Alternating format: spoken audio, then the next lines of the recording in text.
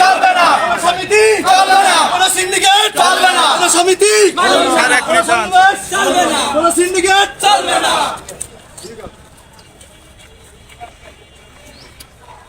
আলহামদুলিল্লাহ, আপনারা জানেন যে আমাদের এমপি মহোদয় নির্বাচিত হওয়ার পর প্রথমে উনি এই অফিসটা ভিজিট করেছিলেন।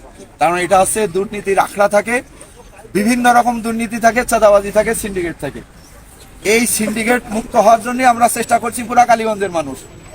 কিন্তু আমরা গতকাল একটা ফেসবুক স্ট্যাটাস দেখলাম যে দুইজন সভাপতি সেক্রেটারি আবার তারা নিজেরা নির্বাচিত হয়েছেন। কিভাবে হয়েছেন জানি না। আমাদের দাবি ছিল এমপি সাহেব যেহেতু আগে সমিতি ভেঙে দিয়ে গেছেন, ওনারা যদি ওনাদের নিজেদের কল্যাণে, দলিল লেখকদের নিজেদের কল্যাণে সমিতি করতে চান, তাহলে প্রশাসন এবং এমপি সাহেবকে সাথে নিয়ে ওনারা করুক, আমাদের আপত্তি নেই। কিন্তু ওনারা যেভাবে করেছেন, আমরা সে পুরনো নাসিরের সেই সিন্ডিকেটের গন্ধ পাচ্ছি। এই জন্য আমরা এসেই তার মূলে একটু আঘাত করে দিয়ে যেতে চাই।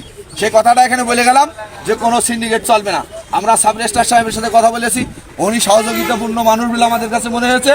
আর ওদের সাথেও আমরা কথা বললাম যে যত বড় এখানে মাস্তান হোক, আমরা সেই মাস্তানের চোখ রাঙানি দেখে ভয় পেতে রাজি নয়।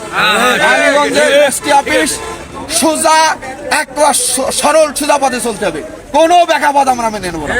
এমপি সাহেবের সাথে যদি বিষয়টা নিয়ে বসা হয় কিংবা প্রশাসনের সাথে যদি বিষয়টা নিয়ে বসা হয়, তখন যদি এরা মিউচুয়াল করে এই সিন্ডিকেটটা আবার চালু করে, তাহলে সেই বিষয় নিয়ে আপনারা কি বলবেন? প্রশাসনের সাথে বসে সিন্ডিকেট হওয়া সম্ভব না। এমপি সাহেব তো সিন্ডিকেটের পক্ষে না, আর প্রশাসনও সিন্ডিকেটের পক্ষে না। প্রশাসন কথা বলবেন দুই পক্ষের কল্যাণের জন্য, গ্রাহকের কল্যাণ, সেবা গ্রহীতার কল্যাণ, সেবা দানকারীর কল্যাণ, দুইজনের পক্ষে। সেখানে কথা বলে কিনা হয়, প্রয়োজন একটা রেট নির্ধারণ হবে। কিন্তু সিন্ডিকেট করে বলে দেওয়া যাবে না যে আমার এই 5,000 টাকা দিতেই হবে। আমার এখানে চুক্তির জায়গা, আমি দলিল লেখকের কাছে যাব, আমার আপন ভাই দলিল লেখক থাকতে পারে, সে তার সাথে কন্ট্যাক্ট করে হতে পারে যে তার যে সাথে যে লোকগুলো আছে তাদের পারিশ্রমিক হিসেবে কয় টাকা দেওয়া যেতে পারে, আপন ভাই আমার টাকাটা মাফ করে দিতে পারে।